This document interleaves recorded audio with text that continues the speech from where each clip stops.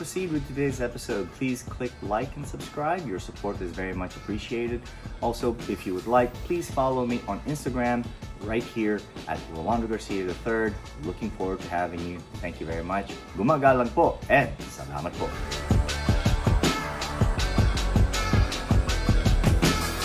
Welcome back to the Rolando Estocada channel. My name is Rolando and today I have something very exciting to share with you. Today we're going to cover Felicissimo Dizon's second strategy in his amazing Filipino martial arts system of Mohara. The name of the second strategy is called Dalawahan. I covered it in one of my episodes, one of my earlier episodes. If you want to check it out and get a little bit of an overview of it, take a look at that episode. But for this one, we're going to do a little bit of a deep dive, and this is so exciting. I can't wait to share it with you.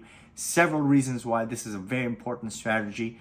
Number one, it really makes you hyper intentional about picking your angles when you're doing some sort of Filipino martial arts sparring. The underlying principle of Dalawahan is you're going to put everything into that one movement because you've set it up so well.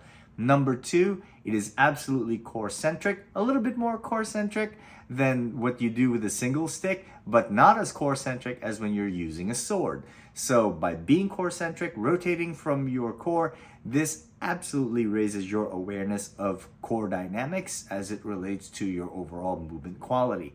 The last one is we get to do something very exciting. We get to explore how to handle different types of lengths of sticks. We can take a look at the short stick, which is traditionally what is used in Filipino martial arts, but we can also take a look at different lengths, specifically a cane length and a staff length.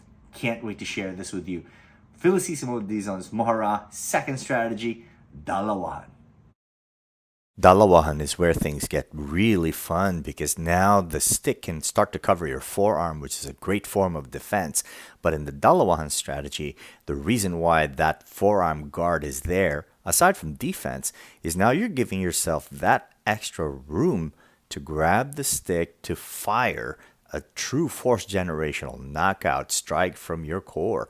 So as you're moving around with the stick, you see it's a basic twirling movement, and I'm trying to prime. Then right there I fire from the core, and it's very hard to see it because you don't know when I'm going to turn into that movement, because the twirling is now part of a deception strategy. You move and then you just fire and you rotate right into it. It's such a fast strike. It just disarms someone if you hit them with the stick.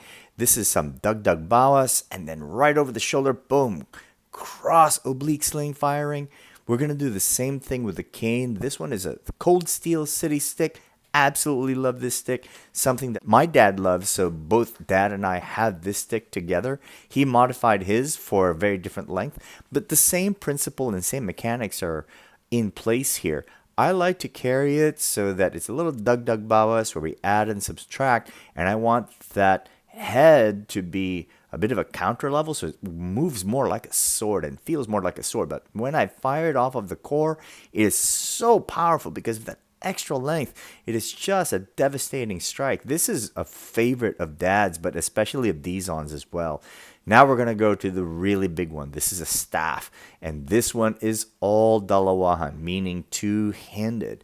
So when we're firing this off, it's more like a bayonet, but there's a lot of power and anti-rotational striking here as well, all from the core. It's so powerful and so hard. So when you're carrying a staff or a cane, the cane and staff absolutely becomes weaponized in the right hands. Look at all of that power. The arms and core absolutely coordinate. Thank you very much for watching today's episode. I do apologize I didn't get changed into my usual button down. I'm just in the middle of a lot of things, but I wanted to get this episode out to you because I'm just so excited to just finally share with you what Dalawahan is. And part of that excitement is you can now take a look at other tools, varying lengths, and you can start to utilize your entire body into very powerful striking. I do want to apologize. I talked a lot about how powerful those strikes were. I wasn't talking about how powerful I was. I was just talking about how the technique itself, Dizon's technique, was just so powerful. If you've ever been hit by somebody who's a Dalawahan expert, you don't just feel pain, you feel it go straight into your bones. So my apologies, I didn't want to come off as talking about myself there. I was really talking about the technique. Thank you very much for watching today's episode. I really hope you enjoyed today's Dalawahan episode. And as always, I really appreciate your support. Please click like and subscribe. And in addition to that, please follow my Instagram page. I really appreciate everything that you do for this channel. And as always, gumagalang po and salamat po.